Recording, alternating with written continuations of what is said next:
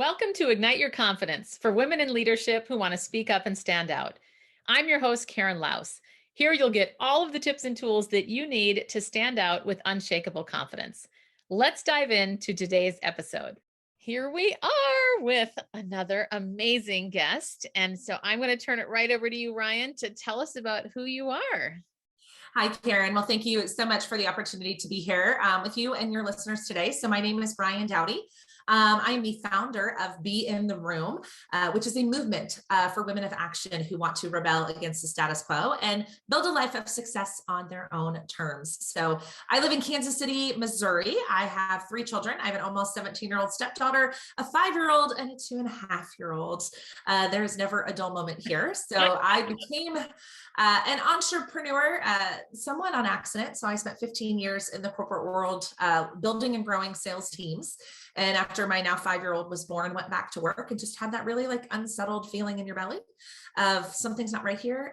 This cannot be all that I am designed to do in life. And through networking and a lot of conversations, discovered online entrepreneurship. And so it's been a wild and crazy ride. I finally retired from the corporate world in 2019. I am now on iteration number 3 of my business and having a lot of fun connecting and serving other women. Oh my gosh. Well, I love it. Be in the room is where you had me. What do they say? You had me at hello. You had me at be in the room. And I want to hear more about that. You've got such an amazing history. And also, I love how you talk about it as a movement. Yes. Tell us more about that. Yeah. So, as somebody in sales, right, I networked my face off. And then when I became an entrepreneur, I've now, personally had the conversation with literally, I'd safely say hundreds, if not thousands of women at this point in the game, where there is this space, Karen, when you reach a certain level of success that it starts to feel a little lonely. And nobody wants to talk about that because we don't want to sound ungrateful for our success, right? But there's a certain level where, your friends don't get it. Your partner might be super supportive, but they don't live in it day to day. You've developed some thought leadership. So oftentimes the communities that we've built are people that look up to us as thought leaders in our space. And so I was hearing from women that they were joining coaching programs or certification programs or, getting more degrees or doing things to try to further their career, when I realized that our male counterparts are not doing that, right? They're networking. That's what they're doing. And they are connecting with other people and they are leveraging relationships in a powerful way. So I wanted to create a space where women could build relationships, where they could be open and vulnerable, where they could leverage relationships for growth, whatever way that looks, in a powerful way, but that also have a place to bring their whole self. Something else I've seen really mirrored in the corporate world or just out in general was, it's business or personal. Yeah. But we are both, right? Right. We are business people and we are people. And so where do we go to be both of those people? So I wanted to create that space for women. And the reason I consider it a movement is because all of the things that we've heard, right? The wage gap, the gender gap, the difference in the success of men and women's businesses, the difference in the success of how women advance their careers. I think when we really all lock arms, when we put all of the women who were ever told they're too much, too loud, too opinionated, too sensitive, too whatever, when you put us all in a room together, that's where we really impact change. Yeah. Oh my gosh. Give us an example of a time when you collaborated with somebody and made this massive impact.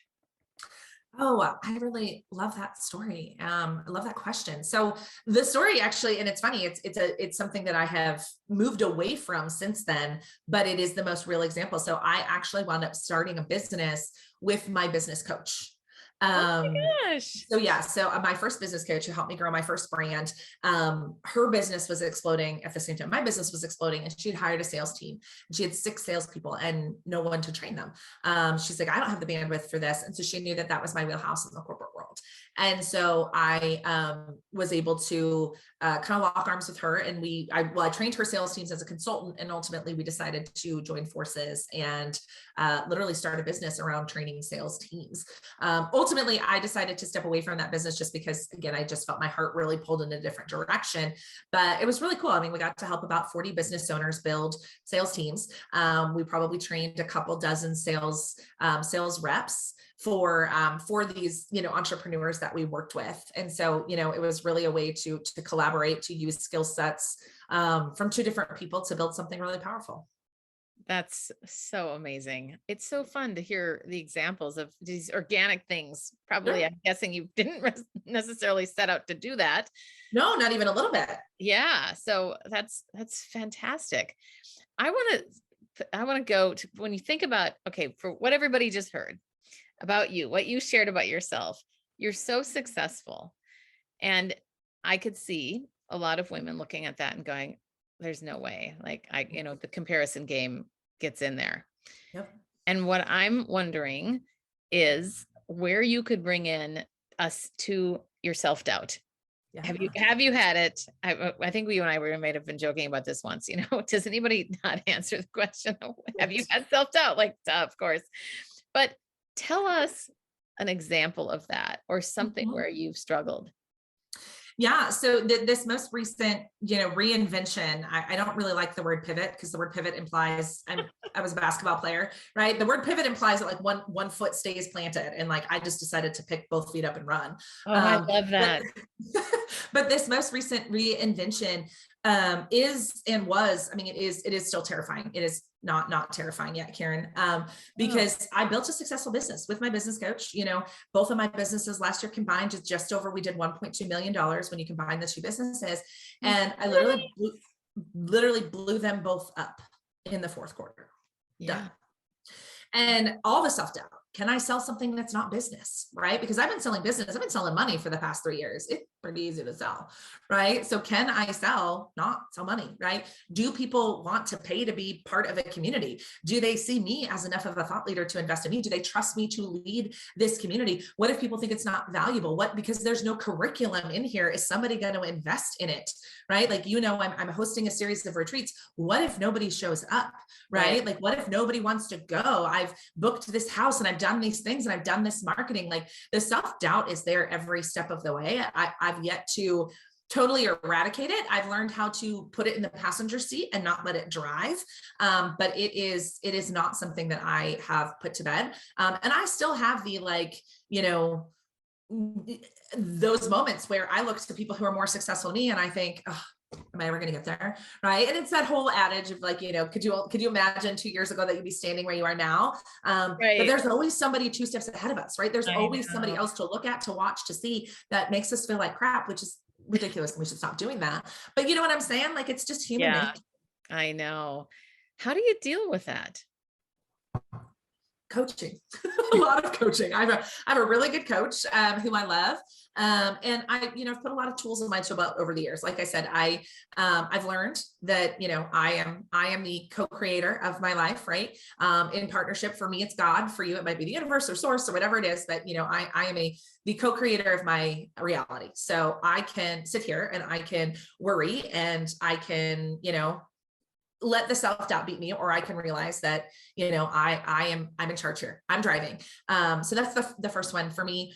Also, building a community of women where I can talk about this. Like, sometimes, oftentimes our businesses, we've built them, Karen, because they are what we needed, right? Like, I literally built Be in the Room because it was what I needed. It was having a group of people, a place to go to be like, hey guys, I'm terrified. Like, we're about to sign like a $25,000 contract to host an in-person, like a 2-day in-person hotel event. Like, I'm scared to death, right? Like, my business grew up in the world of COVID. So we've never really had the opportunity to do in-person events. So this is the first time I'm having the opportunity to do that. But having a space where I can go and have those conversations is really, really helpful. To admit out loud that I am scared and have somebody say, hey girl, me too, keep going. Or somebody to say, hey, here's where I look at this differently. So having kind of that advisory board of humans to cheer me on has been hugely, hugely helpful. Oh, that's amazing. And I have a heavy bag in my basement. So on the days when it gets really bad, we just hit things. I love it. In San Francisco, I don't know if there's one in your area, but in San Francisco, there is something called Smash Room. If I may have gotten the name wrong, where you can pay to go in and smash things with a baseball bat. I've heard about that. Have you heard of? Yeah, I'm actually going to sign up. A friend of mine went, and I think that would be so cathartic.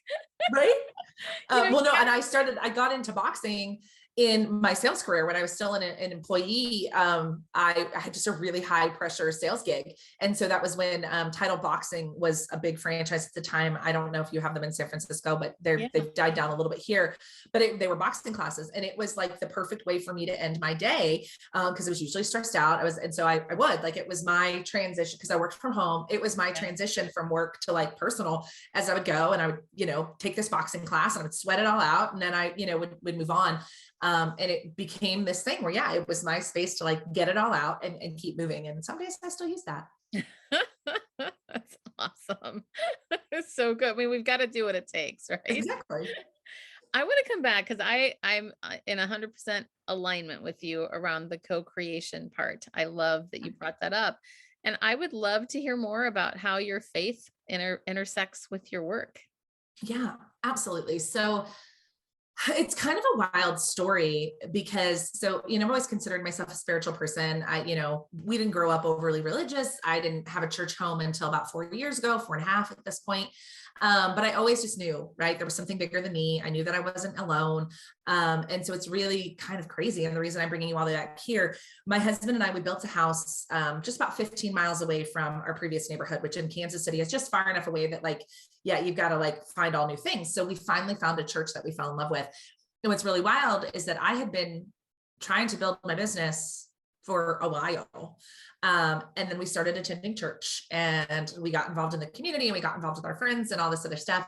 And that's really when my business took off. So to me, that was absolutely not a coincidence. And, that journey has grown. And since then I've brought in more like laws of the universe spirituality. So I'm in this cool season of connecting, my faith in God and my faith in Jesus and kind of how that all works in the laws of the universe together. And some days are more comfortable than others, but I believe that we are all supported. I believe that God wants us to be happy, and He put us on this planet to be happy people, to make an impact, to do big things, to lead joyful lives. And so any day I find myself not living in that way, I think that this is in direct conflict for what He wants for us. And so some days that's the thing that gets me through the day. And I'm like, okay, God does not want it this way, girlfriend. You got to find another way to do this. So, it's an ongoing journey. And there are some days I'm really uncomfortable and there are some days I'm 100% sure of what I'm supposed to be doing. But I say that, most days it's a walk in faith for sure. Wow. Thank you for sharing that. Of course. Really, really great. And we don't talk about it that often in general. So I'm always curious. And I love what you were talking earlier. It made me think about one of my very first coaches said, and I just love this. It's just, we take ourselves with us wherever we go. Right. And the fact that anybody thinks that work and life can be, or work and personal can be completely divided. I've always thought that was nuts. Right. And so I remember when that person first said that, I thought, that's so perfect. I'm going to use that more often. Right. But and especially, I think for sure, these years of COVID have taught us that. I mean, it all affects one or the other. Right. So very, very important. Well, I'd love to have you share a little bit about one of your mistakes that you learned from, that we could all learn from as well. Oh, goodness me. What's on my heart to share with you today, Karen? So,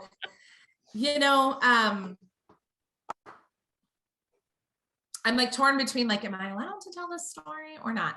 So it's funny because you asked me when did I collaborate with somebody and it wound up making a really big impact.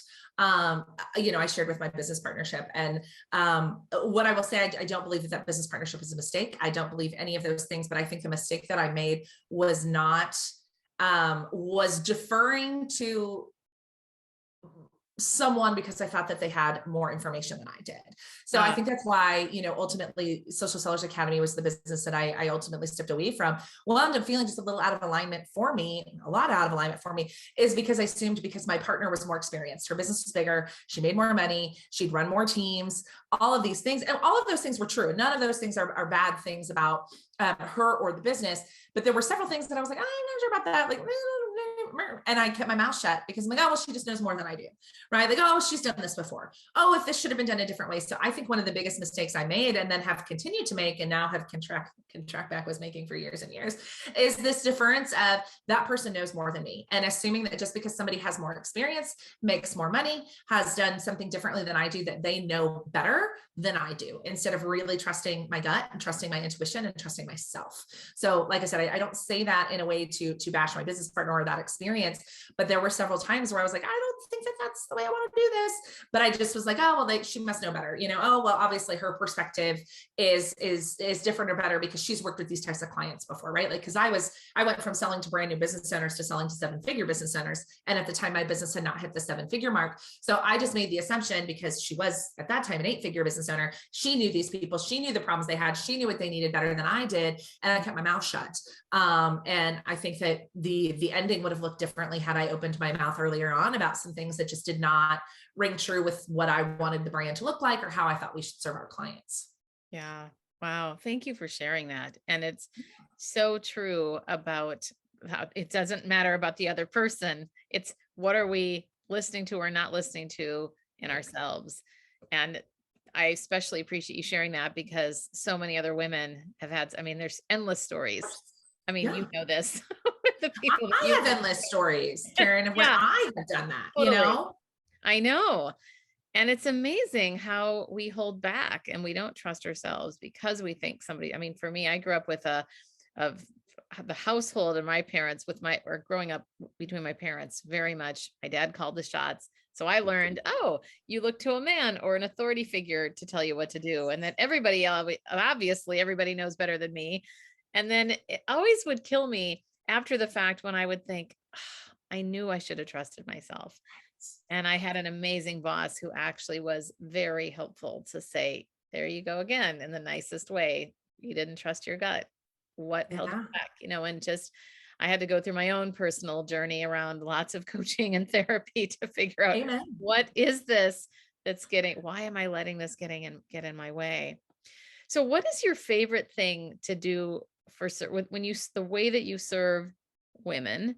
What Mhm. is your favorite thing about that? Oh, I have to pick one. For me, it's connecting. So what you just described as women, we are taught oftentimes to put ourselves last. Mhm. And I forget who I recently was texting with a girlfriend, and I was just like, "Hey, how are you?" And she was like, "I can't remember the last time somebody asked me that question. Like, how are you?"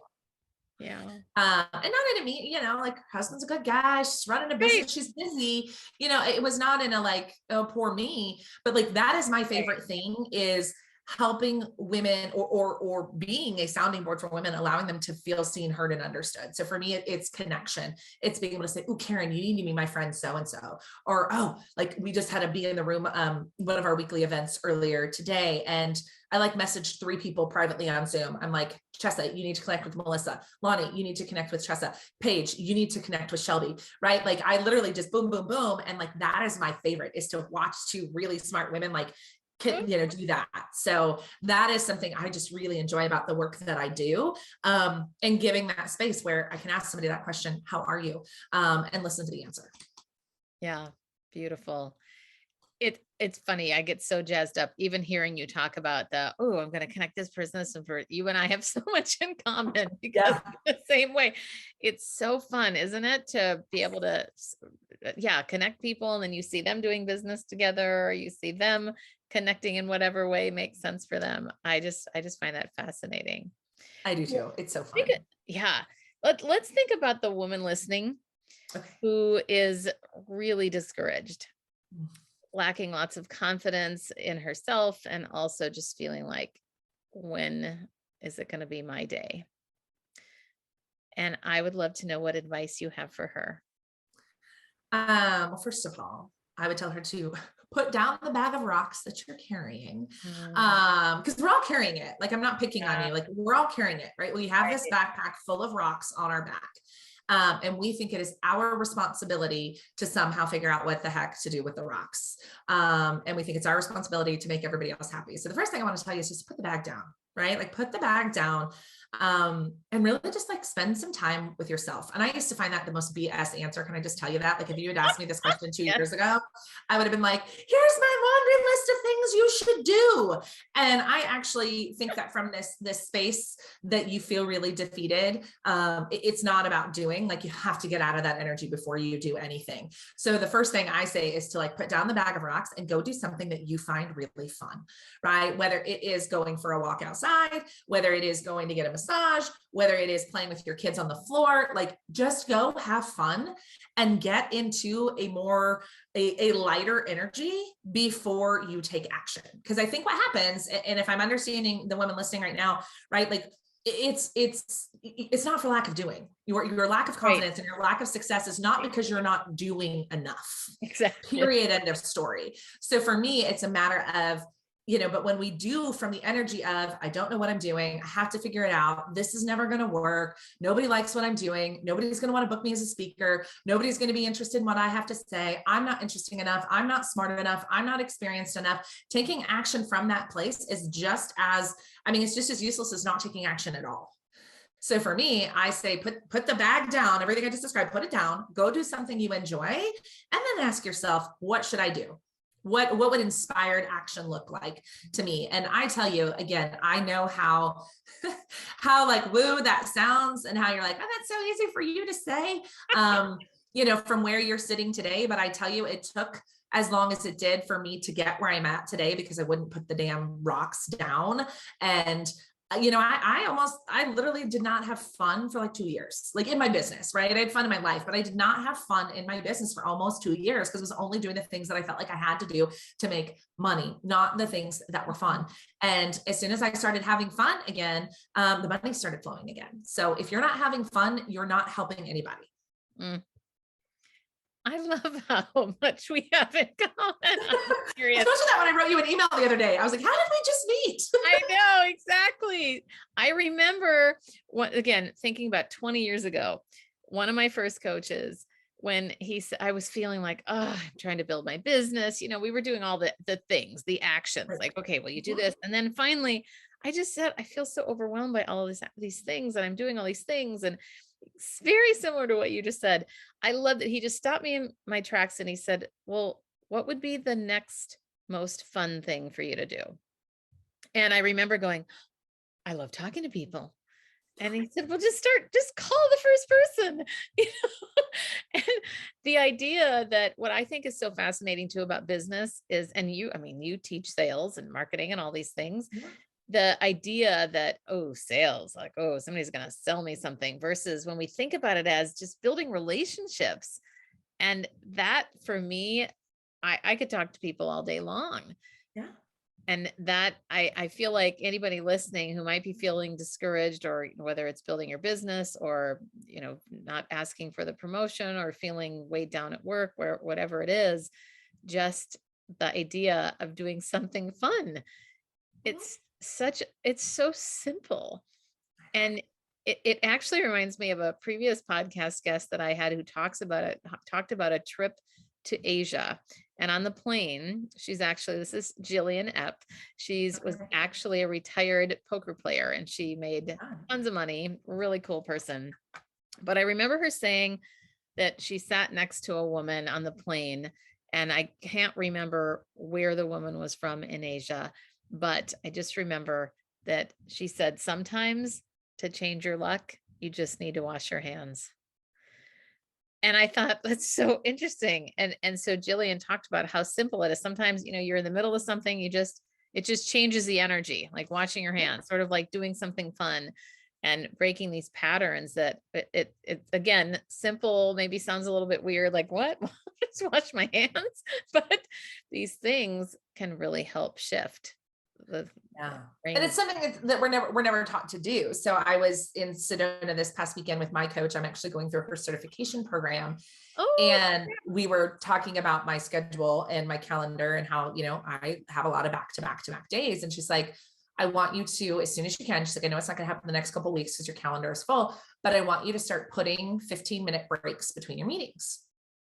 And Nice. in those 15 minutes, get away from your desk. Do not use those 15 minutes to catch up on email. Do not use those 15 minutes to catch up on like your Slack DMs, but to like use those 15 minutes to get up and move away from your computer. Like just get up if you can. If the weather's nice, go outside. If you can, do a quick like 5-minute like meditation if that's what you need, like lay down on the floor and stretch out, like whatever it is, try to put that into you, because she's like, you will find that your productivity goes through the roof. Like you think you're wasting time. You're like, I can't afford to waste 3 hours in a day and 15-minute breaks, which is really only like an hour. But she's like, your productivity will be so much higher and your energy level will be so much higher that you will actually get more done. So it is my work. I think I have like 2 to 3 weeks on my calendar before I'm like, I'm not gonna be able to pull that off. But like I'm even going into Calendly and making it so that there is a break between meetings. Which again, it's going to limit my availability, which feels scary as a business owner, but really trust that this 15-minute breaks, especially, I mean, it's springtime. So now is the perfect time to go outside and actually get some, vitamin D on your face and stuff. Yes. Yes. And I love the fact that it feels counterintuitive and yet it isn't. And Yeah. I still fight that for sure. Of wait, Oh wait, gosh. I got to check email. Nope. I can't afford to do that. I don't have time for that. And, we don't even have to talk about my quiet time with God. It's like, wait, I don't have time. Yet Right. it is amazing how things can feel counterintuitive. And yet they're the things that serve us the most. Right. Well, I want to ask you, Ryann, what is something that I haven't asked you yet that you would like me to ask? Oh, what is something that I would like you to ask? You haven't asked. It's again, this is like a new one for me, because if we were still talking sales, Karen, I'd be like, here are 12 questions to ask me that nobody ever asks me. But I think a question that you can absolutely ask is why do I feel like community is so important? Ooh, all right. Why do you feel like community is so important? Well, because, I don't think I realized when I set out to build Be in the Room in the community that it is, because again, we oftentimes build what we need and all the different things. But for me, community is like, I truly believe, and it's funny, I was recording a podcast before this one and this conversation came up, was this idea, like we were not designed to do life alone. Mm-hmm. Right. Like one of the things that we were, if you go back to like, caveman days, right? Like the worst punishment is like banishment from the tribe, right? Like banishment from the tribe was certain death, right? Like you were going to get eaten by a tiger if you were banished from the tribe, like period, end of story. If you were left in the wilderness alone, you would die. Right. And like, if you think about like, what is the worst punishment that we give the most dangerous criminals, right? Yeah. Solitary confinement. Mm-hmm. Right. So, but as women, here we are with our backpacks full of rocks, trying to do it on our own. And we can't figure out why it's not working. Yeah. And I don't think I even knew that when I was building this. But I think that is why I am so passionate about community, is because we are not designed to do life alone. It's not what God intended for us. It's not what history intended for us. And again, as you can tell how we punish the worst criminals, that being alone is by far the worst punishment we can never have.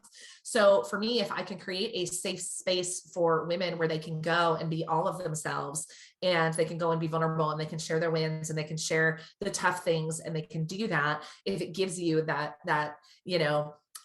that motivation, that breath of fresh air, that 15-minute break that you need to go and do the hard things in life, then, I feel like I'm really fulfilling the purpose that God designed me for.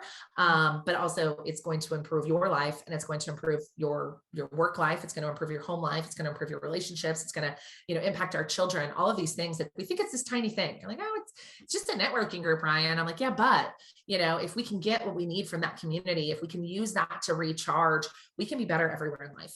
And that impacts more than just ourselves. It impacts everybody. It impacts the whole world. Yeah. That's beautiful. Oh, I love it. Let's just keep going. Thank you. Okay. But we do have time. We have limits. We have boundaries. So as a result of that, I need to close this down here. But I would love to ask, this feels like a big question to wrap up with, but in thinking about your confidence journey, when would you say, is there a moment that you could drop us into where you felt like, gosh, I am totally in my zone of genius? Or you can also think about it as, I don't really believe we ever arrive, but when you've turned the corner and you realize, wow, I have overcome that insecurity, that doubt, or whatever it might be. So wondering if you Mm. have an example of that. So I'm trying to think of a really good example of that. So confidence is not something that I've struggled with a lot. Mhm. Some days I'm saying overconfident, but a time where I really felt like my mother would tell you that for sure. So, somewhere where I felt like I was just really dropped into like my like zone of genius. So as I mentioned, I'm hosting retreats, and I hosted my first paid retreat in January. So I did one in October that was kind of an add-on to a mastermind that I did. And then that's what really inspired me to do these events. And so I did one in January, and I was so nervous, right? I was like, I've never done this stuff. Like, this is my first kind of in-person thing where I'm not teaching business, right? Like, it was just, the theme of our retreats right now is identity shift, right? So, and I'm like sitting there that first morning, and I'm scared to death, I'm sweating, I'm like, oh my God, I hope everybody loves this, all the other things. And as soon as like the day started, if you've read Gay Hendricks' book, the Big Leap, right? He talks about like, what is the work? Ooh, you'll like that one. It's called The Big Leap, but it's like, what's the work that you can do all day that doesn't feel like work? And like, that was that moment for me. Ugh. It was so much fun. And like, we all cried, right? Like, it was, everybody cried, everybody walked away with like pages and pages of notes. One woman quit her job, another woman, like, we kind of blew some stuff up that weekend, but I will tell you, like, that just allowed, like, when it came to being a real community leader and feeling like, okay, this is what I am designed to do. Like, this is my work. Like, that was that moment for me, was really watching this woman walk away from an event that felt so much fun to me. I walked, I'm like, we got to hang out in a really cool house, really smart women, and eat good food. But walking away, feel like I gave those women so much insight into themselves. I gave them their space to be creative, this space to, really connect to each other and connect to themselves. And that was just like, it was such a cool moment for me, because I was really nervous. I knew I could get you a business win, right? Like, I can teach you how to sell stuff all day long, but to get the personal win felt very vulnerable to me and very important to me. And so like, it just, it kind of lined up all these things together, and it was really incredible. But how did I get there? I had to just take a leap of faith and pray that people would show up and that the right women would be in that room. And it was really cool. That's wonderful. Thank you for sharing that. Yes, of course. I love it. Well, you've got another retreat coming up very soon, We do. and another one after that. So what else would you like to tell us about? Yeah. So Be in Yeah. the Room, we host what we call a bi-weekly, we call it a leadership mingle. And it's an opportunity, Karen, to meet and connect with other really smart women. And so that is an invitation I'd like to invite to any of the people listening to this podcast, is an opportunity to attend one of those events. We'll give Karen the link, but it's beintheroom.org/leadership_mingle. And you can register. We host them every 2 weeks, but they're live events. This is not a webinar that's recorded that will send you the train. Like, you want to show up live, you want to show up with your camera on, because we do like a speed networking exercise. We do a collaboration exercise, which means we pop everybody into small Zoom rooms to like have a conversation about whatever topic it is. Like, our topic today was team building, right? And then we, of course, will share with you a little bit about Be in the Room. So it's kind of a preview opportunity. We don't do, in hard pitch. It's not my jam at all, but we will share what our membership looks like and the different ways to get involved. So we would love to invite you all to that. We do have a podcast called Be in the Room, and we also have a Facebook group called Be in the Room. So if you're looking for community and collaboration and other smart women to connect with and learn from, we invite you to check us out in those places. Fabulous. Well, I'm so glad that we had this time to connect, and look forward to future. Awesome. Well, thanks so much, Karen, for the opportunity. You're welcome. Absolutely. Have a good one. And that's a wrap of another episode of Ignite Your Confidence. I'm your host, Karen Laus. Thank you so much for listening. If you loved today's episode, please subscribe and leave a review. It helps other people find the podcast faster, and it certainly helps me. If you're interested in more tips and tools around confidence, please join me over in my Facebook group called Ignite Your Confidence with Karen Laus. Remember, you too can stand out with unshakable confidence.